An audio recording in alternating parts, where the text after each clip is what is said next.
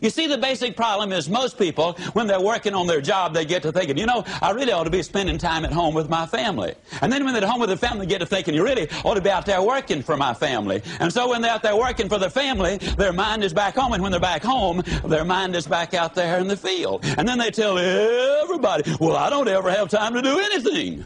No wonder you're always traveling.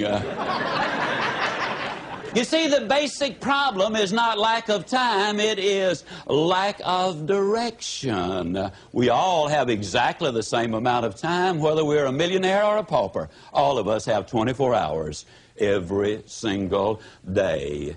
The truth is, ladies and gentlemen, we must have goals if we're going to do anything. Goals do a lot of things. For example, they enable you to chase the blues away. I've never known anybody who was truly depressed who had specific and long-range goals. And what goals do is they create activity. And you see, activity, as you work towards reaching them, creates the very excitement which you need in order to accomplish or reach your objectives. The psychologists put it this way: logic will not change an emotion, but action will. And as you get busy working towards these dreams of yours, and yes, you absolutely must have your dreams, ladies and gentlemen, and what we're going to do is look at the ways you build a foundation underneath those dreams.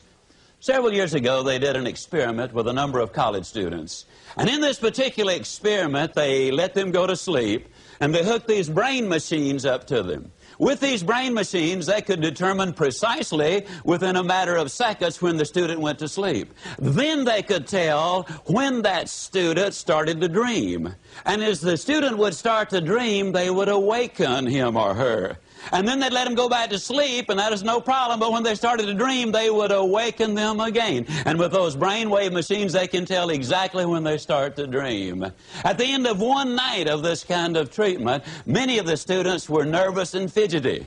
At the end of 2 nights of this kind of treatment, where they had a reasonable amount of sleep, but no dreaming, they became very irritable and very short and very cross. At the end of just 3 nights of a reasonable amount of sleep, but no dreaming, they could tell that some of them were headed for some psychological difficulties. And so what they did was they aborted the experiment. Now, about 24 hours later, most of the students were back to normal. Within a week, all of them had returned 100%. But the experiment proved something very conclusively, and that's this: when you're asleep, ladies and gentlemen, you need your dreams.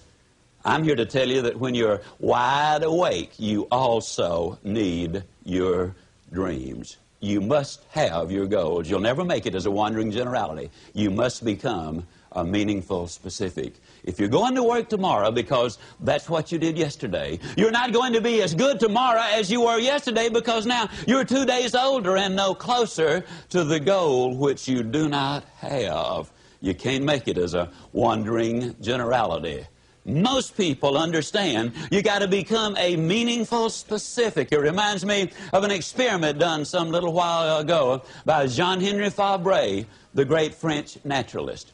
He took a number of processionary caterpillars, so named because they follow each other in a procession, and he lined them around a flower pot until they formed a never-ending circle. And they started going round and round 24 hours that first day. And then they went the next day and the next, and by about the third or the fourth day, he put some pine needles into the center of that flower pot. That's the food of the processionary caterpillar. They kept going round and round, 7 full days and 7 full nights. They went round and round until they literally dropped dead from starvation and exhaustion.